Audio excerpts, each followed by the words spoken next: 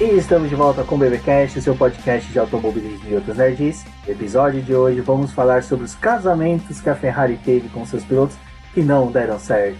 E aqui comigo eu tenho a Débora Santos Almeida. Bem-vindo, Débora. Olá, amigos. Sejam bem-vindos a mais este podcast. E esse é o podcast do... Bom, é um sonho, mas deu tudo errado. Exatamente, com alguns sonhos deram errado na Ferrari. E para falar de Ferrari, quem tem propriedade, conhecimento da área... Temos aqui Carlos Eduardo Valese. Bem-vindo, Valese. Oi, Rubens. Oi, Dé. Olá, cabeças de gasolina. Não, se é pra falar mal da Ferrari, é igual a família italiana. Nós podemos falar mal da Ferrari. Quem não é da família não pode falar mal, daí a gente defende. E essa é a ideia. Vamos falar um pouquinho mal da Ferrari, mas também vamos defender ela em determinados momentos. Então, se juntem a gente, lembrando a todos que o Boletim de Paddock tem seu programa de apoios, financiamento coletivo e contínuo lá na plataforma do Apoios. Então, você está ouvindo aqui o BBcast, enquanto que você está ouvindo, visita lá a nossa campanha, tem link no post para você poder conhecer o nosso financiamento, o meio de manutenção do site. E é por ele que nós estamos conseguindo aí manter o site, publicar, semanalmente podcasts e inserir eles no YouTube também. Então já recomendo também que se inscrevam no nosso canal no YouTube.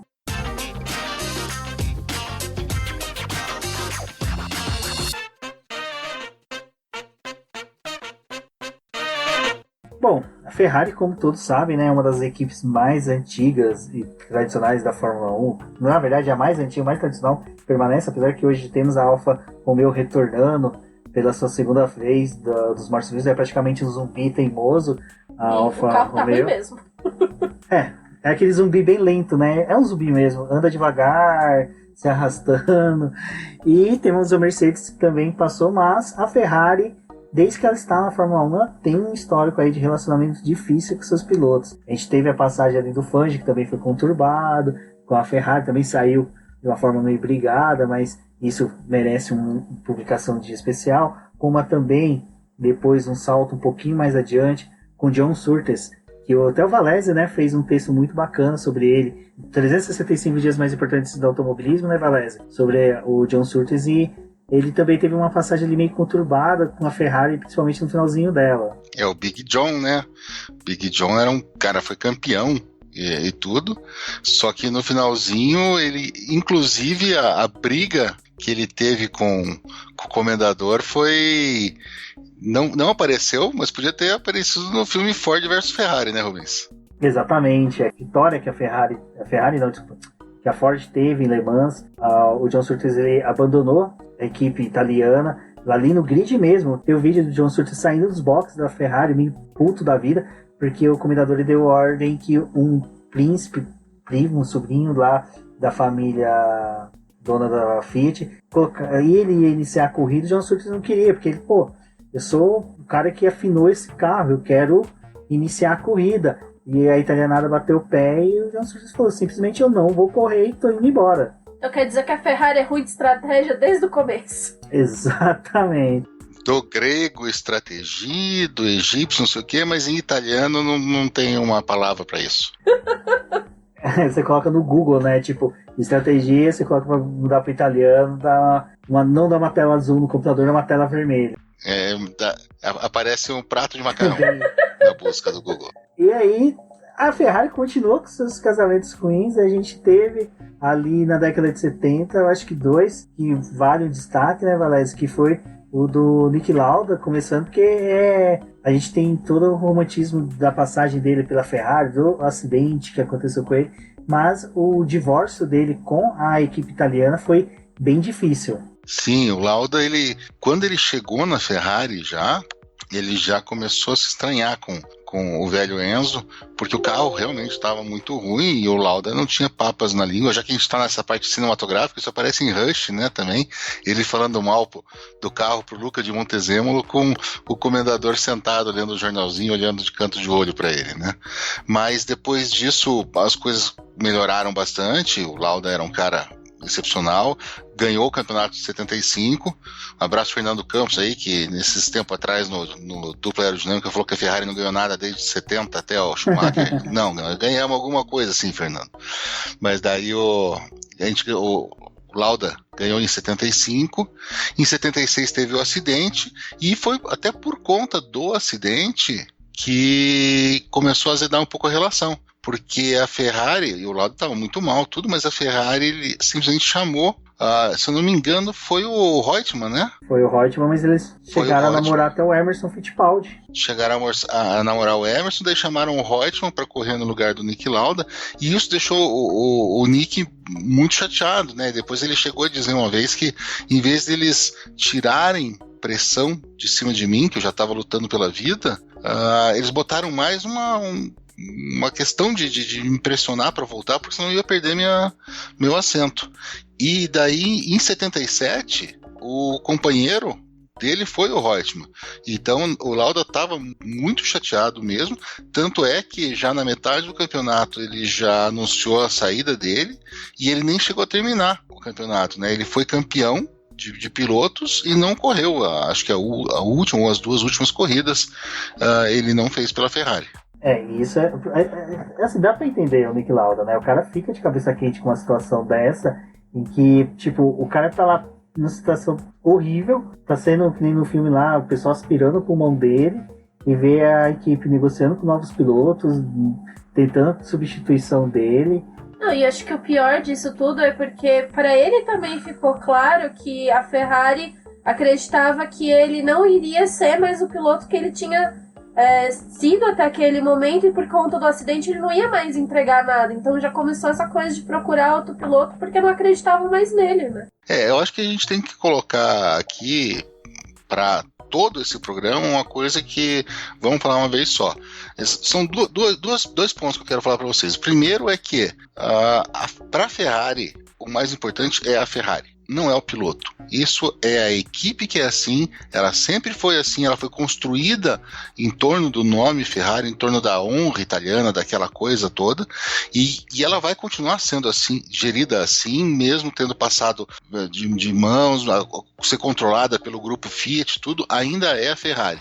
Então, por melhor que seja o piloto, por isso que falam tanto desse moedor de carne, falam tanto de primeiro e segundo piloto, a Ferrari está pensando na equipe. Isso é certo, isso é errado? Nós não vamos julgar isso aqui agora, cada um tem sua opinião. Então, isso aconteceu com o Lauda. E a segunda coisa que eu queria colocar é que só aqui no BPcast a gente solta uma piadoca dessas dizendo que o Lauda estava de cabeça quente e todo mundo finge que nada aconteceu, né? É que é normal, né? Tipo, a gente não gosta de se queimar muito bem com o público, então fica complicado. E teve um outro piloto, né, como diria Sergião Cervelli, italiano até pelo nome, né, Valese, Clay Regazzoni, que também foi uma situação difícil ali de relacionamento com a Ferrari. O Bigode não era fácil também não, né, aquele italiano que nasceu na Suíça por acaso, mas você sabe que esse tempo atrás eu estava até lendo sobre ele, e ele passava para a fronteira na juventude para vir correr de carro, porque lá estava proibido. Então ele sempre corria na Itália. E o Regazzoni, ele era um cara que chegou bem, foi campeão de Fórmula 3 em 70, estava com o Niki Lauda na Ferrari, mesmo com aquela Ferrari ruim. Em 74 ele foi vice-campeão, ele só perdeu para o Emerson, então ele correu bem, ele era a melhor equipe, só que daí depois, aquela coisa que a gente está falando, a Ferrari viu no Lauda um talento maior, colocou todas as fichas em cima dele, tanto é que no ano seguinte, em 75, ele ficou em 5º lugar. O ano que o companheiro de equipe venceu, ele ficou em 5º lugar. E também saiu bastante frustrado e bastante triste com a Ferrari. Ele foi para, se não me engano, para Williams ou para BRM depois. Eu não posso estar comentando uma canelada, mas é uma coisa dessa. Mas ele foi bem chateado com a equipe italiana também. Ele que só não era italiano porque nasceu alguns quilômetros errado. O Clay Regazzoni nesse negócio, essa efeméride que é muito interessante, né, de um piloto suíço ter que sair do país para correr, pro ouvinte se situar, é referente àquele, acho que já isso está pedindo realmente um programa, essa informação, que já é o 3º programa seguido que a gente fala sobre isso, que é em decorrência daquele acidente de 55 da Mercedes em Le Mans, que a Suíça ficou sem corrida até alguns anos atrás, quando teve o E-Prix da Suíça, em que eles conseguiram lá mexer os pauzinhos para driblar a legislação, porque não foi considerado uma corrida, foi considerado tipo um evento lá, mas não uma corrida de automóveis, mas até hoje ainda é, e é por isso que os pilotos vão para lá, porque lá não é atividade, gera remuneração para o piloto, então você não paga imposto. E olha só, Rubens, esse programa tem que sair mesmo, porque você viu o link que a gente consegue fazer? A gente começa com Le Mans, com Endurance, a gente passa pela Fórmula 1 e a gente vai terminar no E-Prix. Boa, não, vamos fazer assim. Aí, para participar, a gente chama a nossa garota elétrica, Cíntia Venâncio, que vai poder auxiliar a gente bastante sobre essa questão, porque é bem interessante, é uma análise que é legal, porque a Suíça trouxe vários bons pilotos depois que tiveram que burlar essa puladinha de cerca, alguns iam para a França, outros iam para a Itália. E continuando ali do pessoal que gostava de pular uma cerca, nós tivemos depois Gilles Villeneuve e Didier Pironi. Valés, esses foram muito trágicos, porque a dissolução do casamento foi, em vez de um divórcio, foi uma situação de viuvez da Ferrari. E eu acho que essa viuvez da Ferrari que fez ela ficar até mais rígida ainda com pilotos, porque conta toda a lenda e a história é justamente essa, né? Villeneuve era o grande queridinho do Enzo Ferrari, ele virou um queridinho de Maranello, ele é até hoje um dos pilotos mais queridos pelos tifosi, né? E mesmo sem ter conquistado nada pelo Ferrari. Mas ele era um cara aguerrido, ele era um cara que tinha um potencial muito grande, e o Pironi estava em casa, ele era francês, mas estava querendo mostrar o resultado, até que em 82, os dois brigando aquela coisa, e em San Marino, o Gilles estava com uma vantagem até que boa, deu uma segurada para poupar equipamento, e o Pironi chegou nas últimas voltas e, segundo o Villeneuve falou assim, contra o que eles tinham combinado, ultrapassou e venceu a corrida, e eles ficaram muito bravos com isso.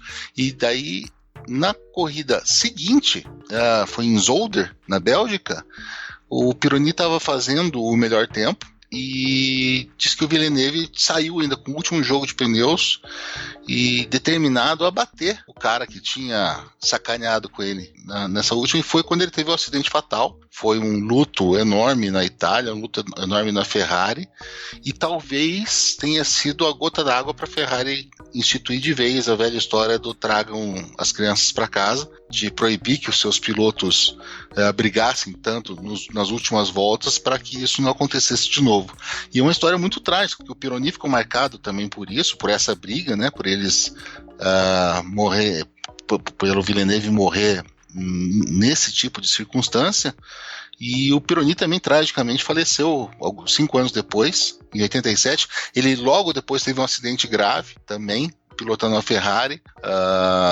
Teve um acidente muito grave, perdeu o movimento de pernas e tudo, poderia até testar de novo, mas não quis fazer toda a fisioterapia e tal, e foi correr de barco, competição de velocidade de barco. Em 87 ele teve um acidente também, o barco virou e ele no impacto faleceu também, disputando uma corrida, mas na água. Muito doido isso, né? Acho que porque hoje quem começou a assistir Fórmula 1 tem muito essa coisa de ver no Vettel e no Leclerc a coisa da Ferrari não querer estipular quem é o primeiro e o segundo piloto, e eles ficam nessa briga eterna, né, de tentando se provar dentro da equipe quem é o melhor. E eu acho que também já tem um pouco nessa história. Apesar deles gostarem muito do Villeneuve, foram deixando a briga entre os dois ferver até levar a um ponto tão crítico como esse. E essa questão do GP de Imola tem uma foto clássica que é dos pilotos, dos mecânicos da Ferrari, pedindo pra eles, olha, tipo, calma, tipo, não tem aquela mensagem que o pessoal fez da imagem da Fórmula 1 do calma torcedores? Era mais ou menos isso. Calma vocês dois, mantenham a distância, reduz, até o pedido pro Pironi reduzir a velocidade para não passar o Gilles, porque a equipe queria a vitória dele, porque acreditava mais nele, mas era uma questão de que como o piloto estava mais tempo na equipe, e como o Valério falou, teve essa situação trágica, mas após a morte do Gilles, tem um texto muito bacana do Cristiano Seixas que tá linkado nesse post, em que ele conta que o Gilles ficou tão mal, quer dizer, o Pironi ficou tão mal após o falecimento do Gilles, que ele veio a ter um filho depois, e a esposa batizou ele de Gilles, em homenagem por causa da amizade dos dois ter sido tão bonita, porque eles viajavam, se hospedavam juntos. Então, ao decorrer, por causa dessa política da Ferrari de não ter um primeiro piloto, se tivesse talvez estipulado, até esse era uma das culpas que eles carregavam, o Pirani, era que talvez tivesse tido essa estipulação pela própria equipe, talvez o Gilles não tivesse falecido. Mas é aquela coisa, né? Um daqueles grandes vícios que a Fórmula 1 tem, que a gente nunca vai conseguir solucionar ele. Mas, até mesmo depois do falecimento do Gilles, um piloto que entrou no samba aí dessa troca de casais que a Ferrari vinha proporcionando, foi o piloto assim. A saída dele não foi tão conturbada da Ferrari, mas eu vi hoje o casamento que foi feito com ele foi um pouco ruim, que foi o Michel Alboreto, porque por ele ser italiano, a Ferrari desde a década de 50, depois do Alberto Ascari, buscava um piloto italiano, ter tipo um piloto italiano campeão. E o Michel Alboreto era um piloto que vinha das categorias de base muito forte. Ele era um bom piloto, sim, mas ele pegou aquela fase da Ferrari que a Ferrari estava igual hoje. Ou o carro era bom, ou o motor era ruim, ou o motor era bom e o carro era ruim, ou os dois eram ruins total. Nunca teve um casamento bom dos equipamentos. E o Michel Alboreto, né, Valese, ele foi uma grande aposta, e dizem que ele foi um dos últimos pilotos que o Enzo Ferrari realmente apontou e falou: eu quero a contratação desse rapaz. Sim, o Alboreto ele tinha sido campeão de Fórmula 3 em 80, era um cara que estava crescendo muito, e o Enzo queria um italiano vencendo pela Ferrari, né? E em 85, quando o Alboreto estava lá, ele chegou a liderar o campeonato. Ele liderou o campeonato, mas nesse ano não foi nem que o carro era ruim ou o motor era ruim, mas o carro era pouquíssimo confiável, ele teve muita quebra, a Ferrari deixou ele na mão muito, então ele acabou perdendo o campeonato, ele terminou em segundo atrás do Prost, mas foi por uma coisa assim, muito mais de equipamento do que dele.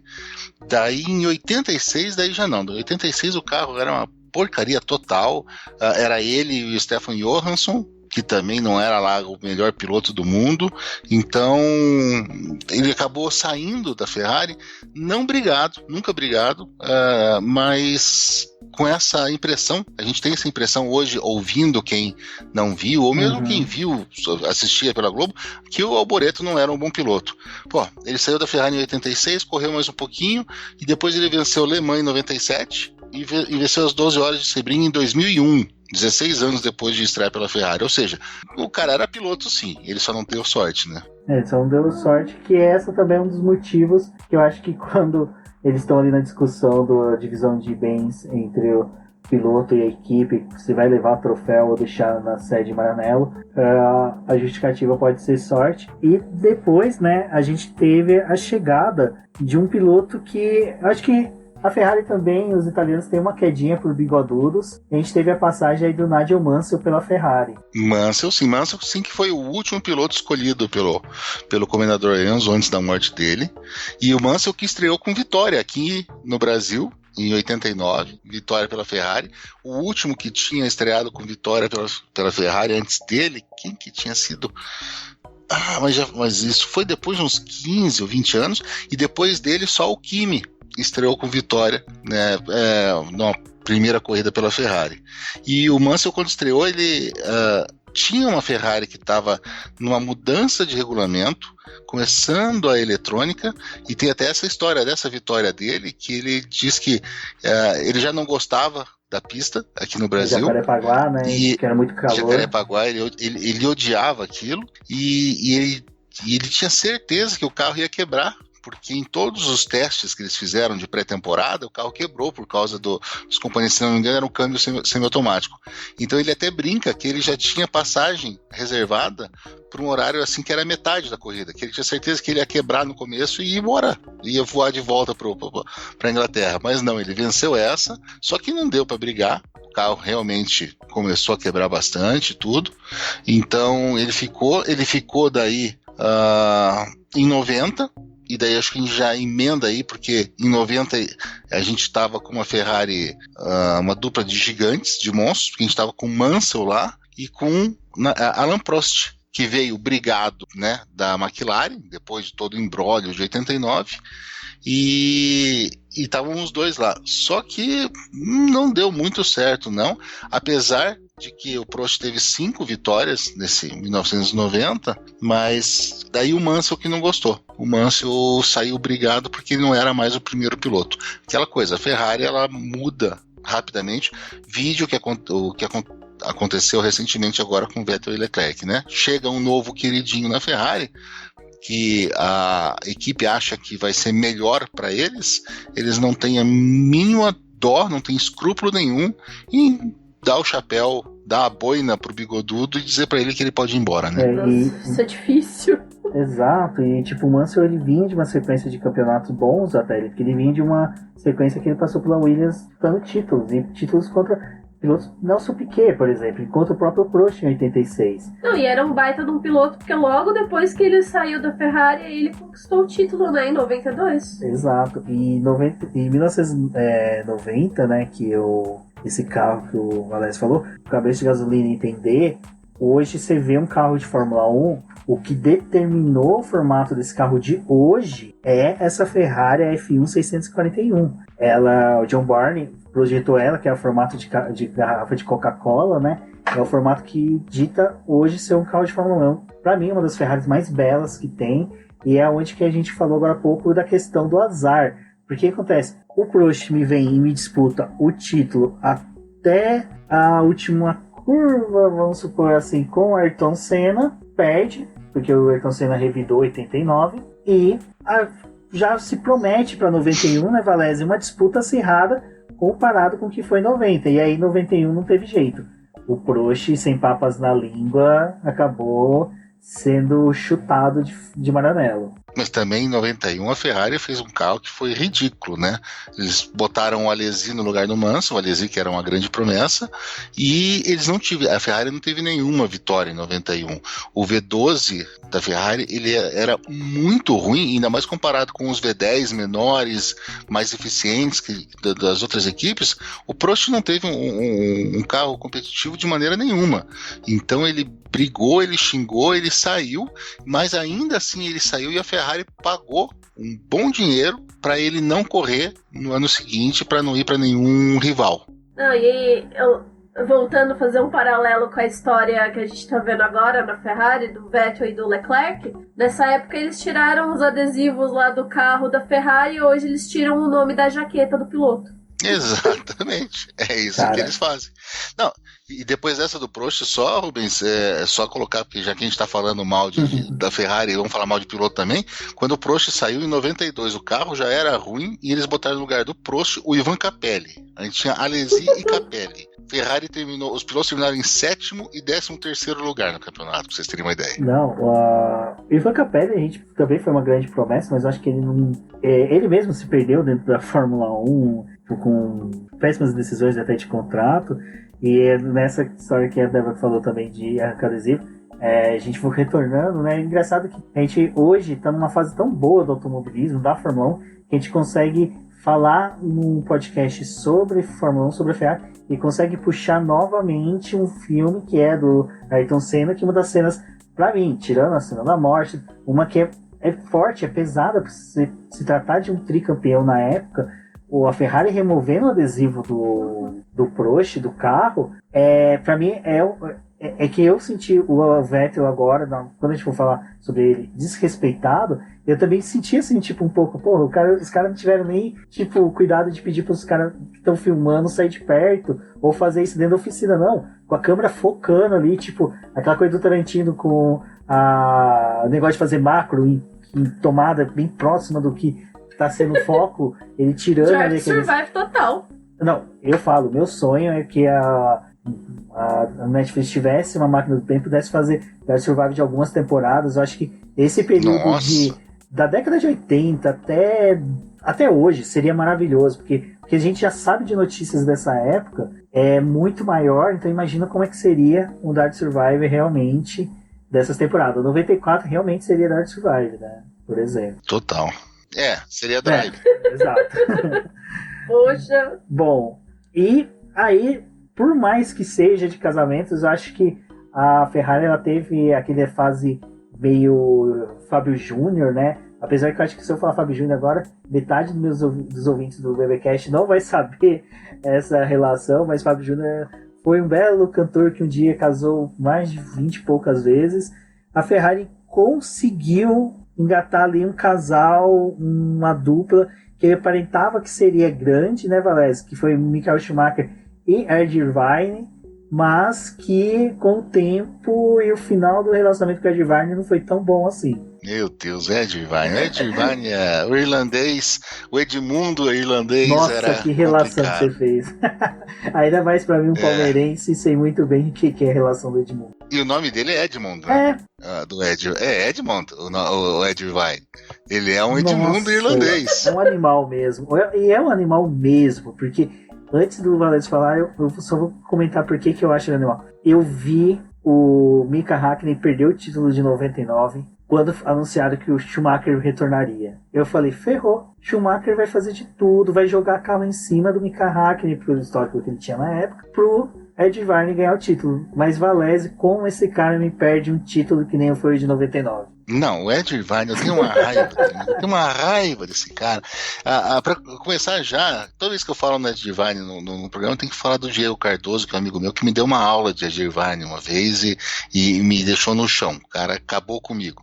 Mas ele tinha tudo. Quando o Schumacher quebrou a perna, ele tinha tudo, ele chegou a liderar o campeonato. Ele liderou por um tempo, tudo, depois ele teve quebras, mas quando chegou ali naquele finalzinho, que ele conseguiu perder um campeonato que a gente já estava esperando faz muito tempo. A década de 90 foi muito sofrida. Vocês acham que os anos 10 foram ruins? Não, anos 10 a gente disputou, a gente tinha alguma chance, tinha uma esperança. A década de 90 pro torcedor da Ferrari foi uma coisa assim que foi para só os fortes mesmo, foi o jejum, foi ultrapassar o deserto, né, esperando o nosso Michael Moisés chegar, e quando finalmente parecia que a gente ia ter um piloto campeão, porque o time já estava se encaminhando para isso, o Ed Irvine faz uma dessa comigo. E eu não gosto nem de falar dele. Eu vou ser bem sério com vocês. Pro ouvinte ter uma noção, em 99, Schumacher e Mika Häkkinen brigavam ferreamente pelo campeonato. E Schumacher, no GP da Inglaterra, quebrou a perna. E eu admito, eu comemorei na época, mas é porque eu ainda sou, né, McLarista, queria o bicampeonato do Mika Häkkinen. E eu, pensamento de fã idiota, comemorei. Então nunca comemore enquanto você vê um acidente. Depois, quando eu descobri que ele quebrou a perna, eu fiquei na bad. Mas aonde que eu quero chegar? Ficou pareio o campeonato, e na última corrida o Ed Irvine chega com chances de título. Ele só precisava ganhar ou conseguir uma pontuação um pouquinho mais próxima ali, mas no caso era ganhar mesmo. Mika Häkkinen lidera a corrida, vai pra frente, e o Schumacher tentando fazer um jeito de conseguir o Ed Irvine pelo menos chegar em segundo lugar. O Ed Irvine estava tão lento na corrida que ele chegou em terceiro, o Schumacher fazendo de tudo, segundo colocado, para o cara passar, mas só faltava o Schumacher fazer o que o Rubinho fez na Áustria. Parar. Que era parar o carro. Então, pra vocês terem uma ideia de como o cara era braço ruim mesmo. Ele não conseguiu passar o próprio companheiro de equipe que estava tentando reduzir para ele passar.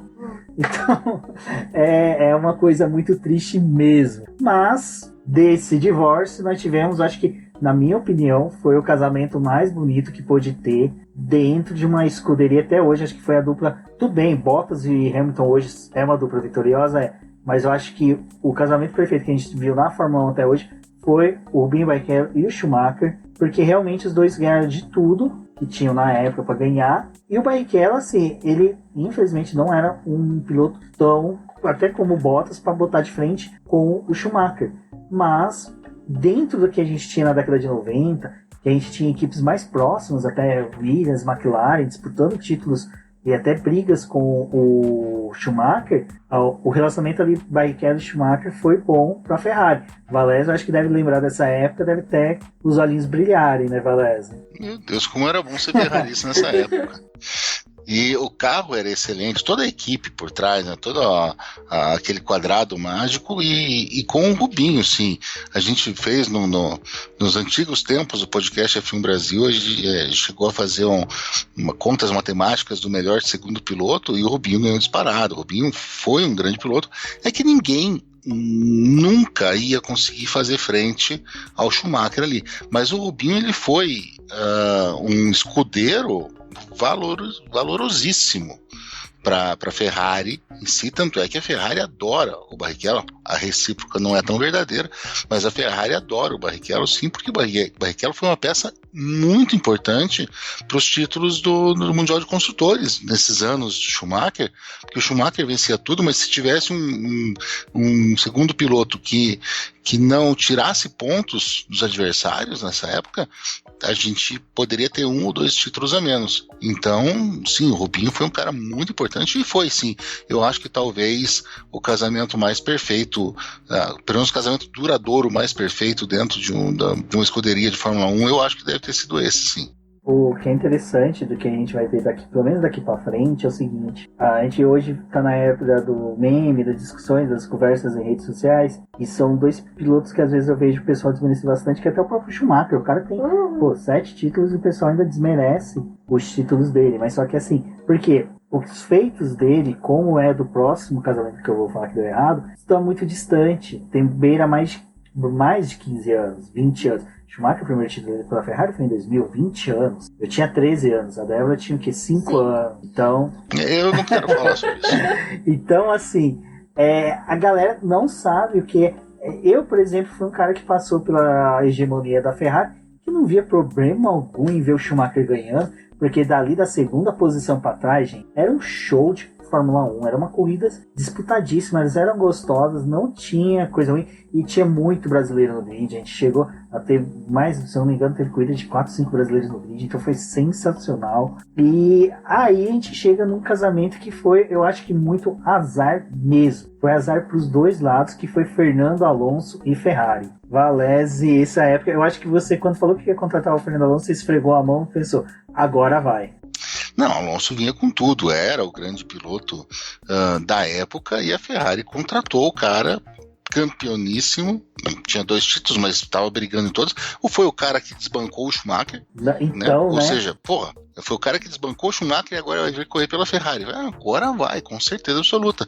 Mas a gente tinha 2 problemas pela frente, que era a Red Bull e Vettel, né? Então o Alonso, ele foi contratado, daí depois ele teve que ficar 1 ano a mais na Renault Benetton por força do contrato dele. O Kimi continuou a Ferrari, que foi daí que o primeiro ciclo do Kimi Raikkonen se encerrou, e quando o Alonso finalmente conseguiu vir para a escuderia, eu me lembro bem em setembro do ano anterior, assim, da estreia dele, ele já estava em Maranello, ele foi cumprimentar os mecânicos, ele foi conhecer túnel de vento, ele foi conhecer a Ferrari, ele realmente começou a fazer parte da família Ferrari até antes de efetivamente correr por lá, ou seja, ele era muito querido e era uma esperança muito grande.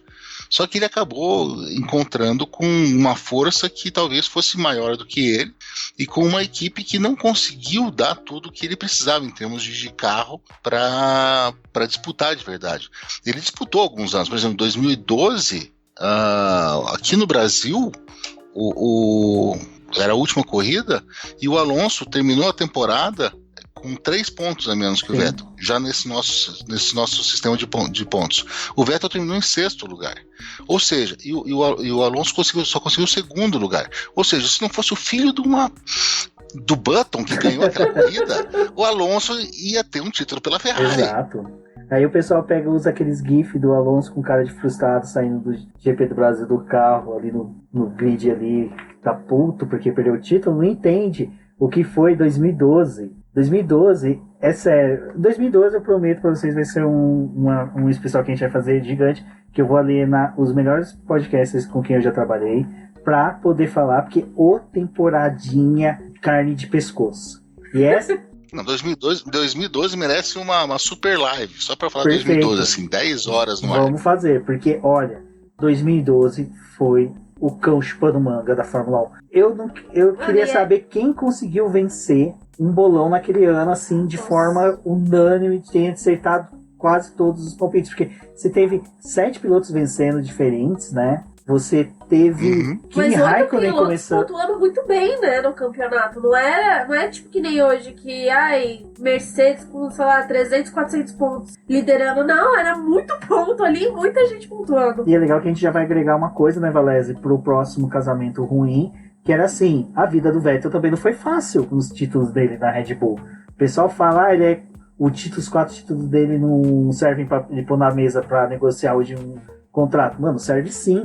O cara teve o Fernando Alonso no cangote dele, de 4 títulos, 3 títulos. 3 títulos era o Fernando Alonso no retrovisor brigando. E nem era o companheiro de equipe.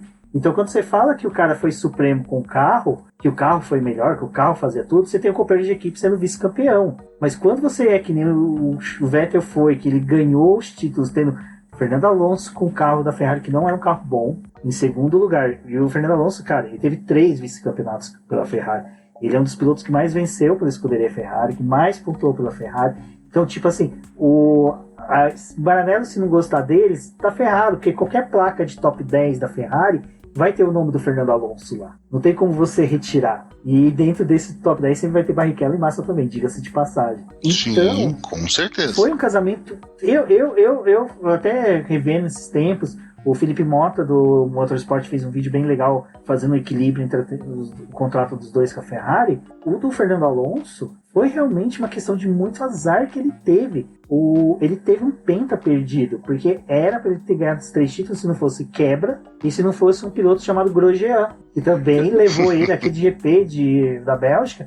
Foi os pontos que faltaram em 2012 para ele vencer. Então tudo isso entra na matemática de que o casamento do Fernando Alonso com a Ferrari não foi feliz? Não foi feliz. Muito mais porque o Fernando Alonso é um piloto autêntico, que não tem papas na língua, que foi que nem o Prost. Ele ia na mídia e falava, aquela coisa que até sempre a gente, no podcast F1 Brasil, a gente falava bastante, que o Alonso sempre lembrava nas coletivas. Me dê um carro que seja meio segundo mais lento de qualquer um que esteja liderando, que eu ganho corrida. Porque ele sabia tirar no braço, vídeo que ele fez na McLaren. Mas, né, Valese, teve uma hora que o relacionamento desgastou bastante. E aquilo que a gente brincou no começo. Quer brigar, quer falar mal internamente, o Ferrari sabe brigar. Agora, começa a fazer isso para a imprensa, é um suicídio completo, porque a Ferrari não vai aceitar um piloto que solte os podres ou que exponha o mau relacionamento em público. A Ferrari não vai aceitar isso. Qualquer piloto que pense em ir para lá tem que saber disso. O Vettel falou essa semana mesmo na entrevista que teve lá com a Sky Sports, ele chegou a falar a respeito disso, que desde o começo, quando ele negociou com a Ferrari para poder sair da Red Bull e ir para a Ferrari, os contratos da Ferrari já não permitiam que ele falasse absolutamente nada do que acontecia dentro da Ferrari. Então muita coisa é especulação do que aconteceu com ele lá dentro, mas ele mesmo nunca pôde falar nada. Essa proteção que a Ferrari tem de você não poder falar nada, vocês querem compreender? Assistam Poderoso Chefão, vocês vão entender a importância da família. Pode falar, Valéria. Acho que você vai falar daquela cena dentro da gente. Exatamente. Com o Soloso. Quando o Sony começa a falar alguma coisa, é exatamente isso. E dá pra ver a merda que acontece quando alguém faz isso, né? Sempre tem um turco louco pra resolver a questão. E já entrando nisso, né, o Vettel falou nessa última entrevista que ele deu pro Martin Brundle que a Ferrari pede para que seja um silêncio absoluto, que ele respeite a Cosa Nostra. E Vettel vem respeitando, mas infelizmente o casamento com a Ferrari não deu certo, né, galera? E a gente tinha uma expectativa, porque foi o que a gente acabou de falar. O Vettel passou pela Red Bull, ele não foi tão supremo quanto o pessoal fala. Ele teve dificuldades. O Vettel vinha dominar um campeonato do meio do ano pra frente, não era desde o início. Era justamente aquele período que acho que a Red Bull sempre teve, né? Agora a gente melhora super o carro, porque a gente pega pistas que também são mais adequadas pro carro, então a gente dá aquela folga no campeonato, mas mesmo assim foi disputado bastante a questão de ponto ali dele, dos campeonatos dele. Sim, e quando o Vettel veio, foi a mesma situação que o Alonso. Era um multicampeão que estava vindo guiar uma Ferrari. E era um cara que ele chegou também com um bom humor, uma vontade de guiar pela Ferrari. Toda aquela brincadeira que ele fazia com os nomes dos carros, ele se tornou um ferrarista, ele falando italiano. Bom, gente, o Sebastian Vettel, aquela vitória dele em Monza com a Toro Rosso, foi a única vitória de um motor Ferrari que não estava dentro de uma Ferrari, um motor Ferrari cliente. Ou seja, ele já tem essa história. Não, é que a efeméride dessa corrida, para quem quiser ver, assista a festa do pódio, porque era a vitória da Toro Rosso, onde todos os mecânicos e quem era fã que estava ali eram pessoas que vinham da família Minardi, da herança da Minardi, que foi uma equipe italiana tradicionalíssima. Fim de grid? Era, mas não teve um maledeto da década de 90 que não amava a Minardi. Você podia ser ferrarista, maquilarista, o torcedor da Williams, você viu o carro preto da Minardi, você gostava da Minardi. Ela era tipo quem que hoje faz isso? Aqui tá a Williams, tá passando hoje, vamos pôr a Alfa Romeo com algumas pessoas, mas ela era queridinha, todo mundo gostava dela. E quando o Vettel venceu, como o Valécio falou, foi o hino alemão, depois o hino italiano. Cara, bastou pra Monza. De Monza já tava molhada. Olhou mais ainda com as lágrimas dos italianos ali presentes. O Vettel com 18 anos, se eu não me engano, na época, regendo o hino italiano. Cara, é uma das coisas mais legais que tem. Eu já vi, se não me engano, é o Projeto Motor que fez um texto uma vez, comparando a importância dessa vitória do Vettel na Fórmula 1 com aquela quase vitória do Senna em 84 em Mônaco. Da questão de dois pilotos com carros abaixo, na chuva, levando ela ao pódio, e como dali surgiu um monstro para o automobilismo. Então, você tem toda essa questão de que os italianos já dali, eu acho, né, Valézio, os ferraristas já começaram a olhar o Vettel de outra maneira. Sim, e isso faz com que essa história do Vettel, de todas que a gente contou hoje, para mim seja a mais sofrida, porque o Vettel começou a escrever uma história com a Ferrari antes de sequer pensar em assinar com a Ferrari, antes de ter qualquer título mundial, antes de qualquer coisa. Ele era um garoto que já tinha uma história com a Ferrari. Tem toda a história do Schumacher, aquela foto, as fotos icônicas do Schumacher com ele pequenininho. Então, quando ele veio para a Ferrari, de novo dizendo a alegria dele de estar dentro da escuderia, de refazer os passos do mestre dele, tudo isso. E nesse ponto é o ponto que me deixa muito, muito mais triste até do que a gente falou do Prost e de tudo isso. O que a Ferrari acabou não fazendo pelo Vettel. Porque o Vettel, ele ainda assim, ele foi competitivo pela Ferrari, mas o Vettel tem uma maneira de guiar que exige um carro diferente do que a Ferrari fez para ele. E se nós que somos bobo aqui e sabemos disso, é óbvio que os projetistas da Ferrari também sabem disso. É óbvio que o Schumacher foi multicampeão porque tinha um talento incomensurável, mas porque a Ferrari fez um carro que se ajustava ao Schumacher. E a Ferrari nunca fez um carro que se ajustasse ao Vettel, como ele teve na Red Bull. Então ele nunca teve uma vida fácil dentro da Ferrari. E depois de tudo isso, mesmo nunca tendo uma vida fácil, sempre defendendo a escuderia e tal, e depois de tudo isso, tá terminando do jeito que tá terminando agora, é realmente triste pra caramba.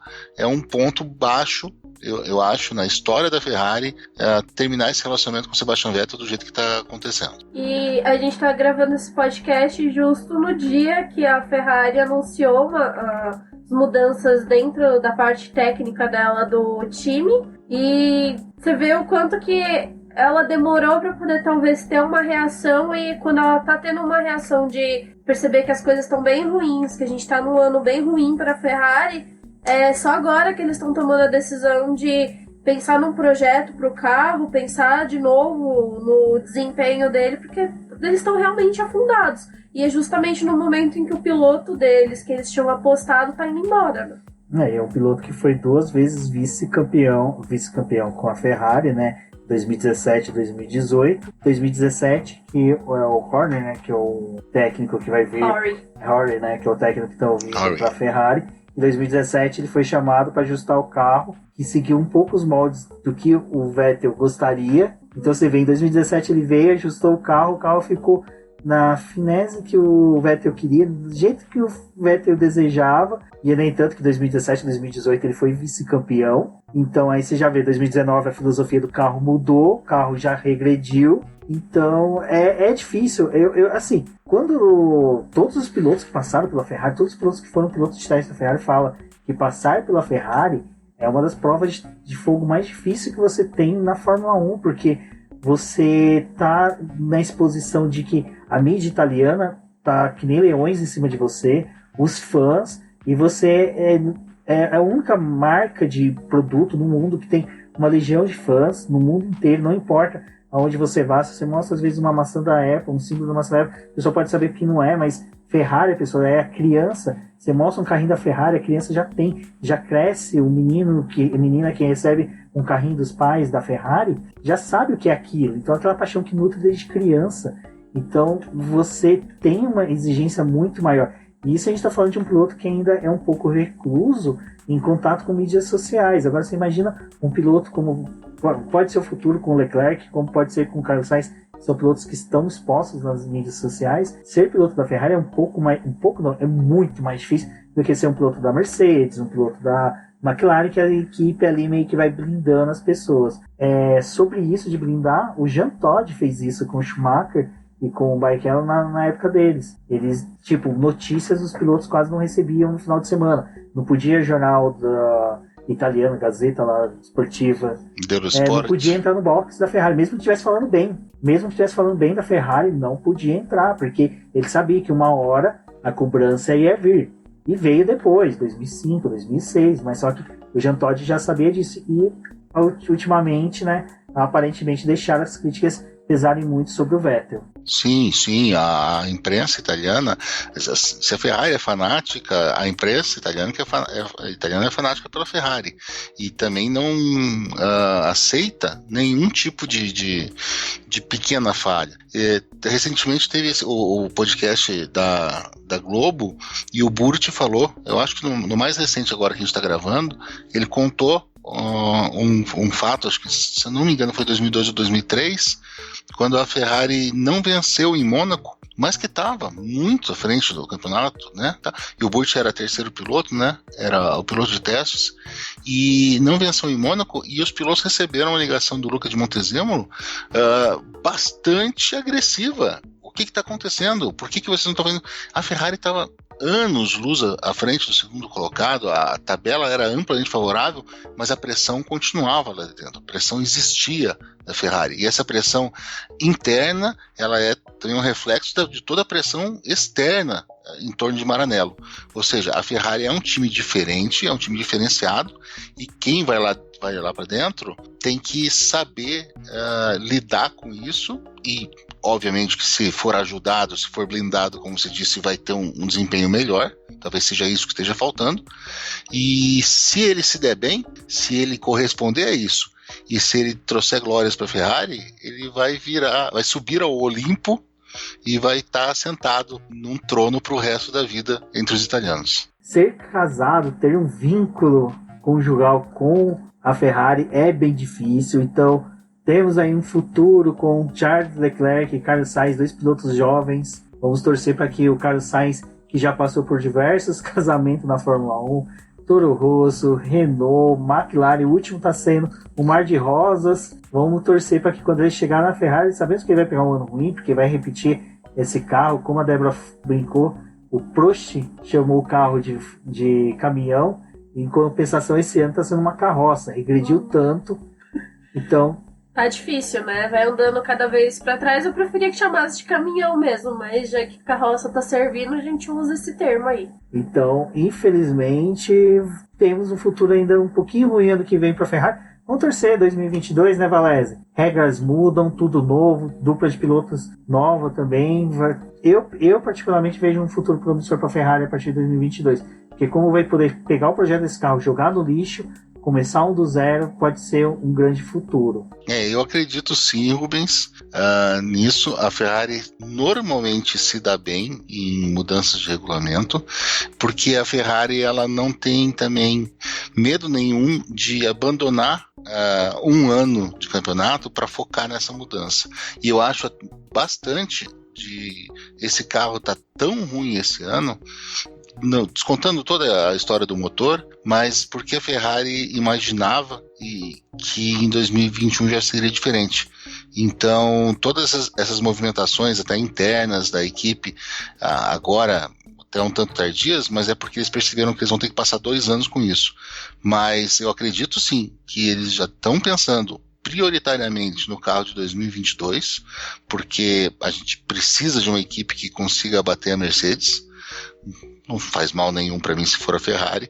E eu espero sinceramente que nossos novos Bambini, Leclerc e Sainz, suportem 2021 lá dentro, sabendo que vão ter pressão, sabendo que mesmo que a Ferrari mostre para todo mundo que tem um carro campeão para o ano seguinte, eles vão ser criticados um ano inteiro, e que eles tenham capacidade de aguentar isso e emergir do outro lado vitoriosos.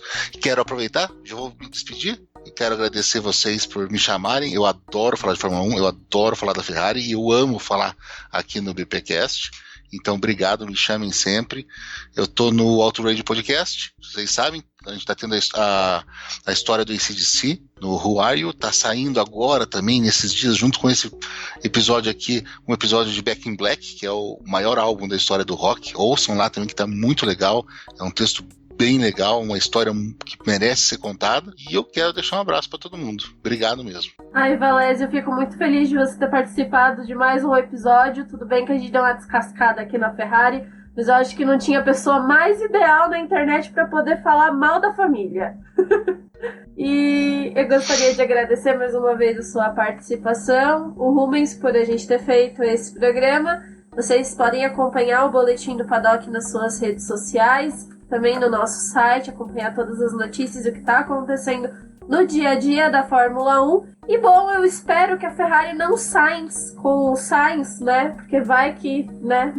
Então a gente vai ter que dar um upgrade nesse programa. Então eu espero que tudo corra bem no próximo ano. Bom, é isso, pessoal. E agora nós vamos inserir os agradecimentos dos nomes dos nossos apoiadores no final. E são eles: Ricardo Bannerman, Maia Barbosa, Elezer Teixeira, Luiz Félix, Arthur Felipe, Rafael Celone, Will Mesquita, Antônio Santos, Rogério Froner, Helena Lisboa, Cássio Machado, Carlos Del Valle, Bruno Valic, Eric Nimes, Bruno Shinozaki, Alberto Xavier, Will Bueno, Ricardo Silva, Beto Corrêa, Fabrício Cavalcante, Arthur Apóstolo, Sérgio Milani, Melquiades Veloso, Micael Souza, Ezequiel Bales, Cineo Messi, Rafael Arílio, Rafael Carvalho, Fábio Ramiro, Lauro Vizentim, Maria Ângela, Thaís Costa, Rafa Catelã, Jane Casalec e Carlos Eduardo Valésio. Muito obrigado a todos. Isso é tudo bem, pessoal.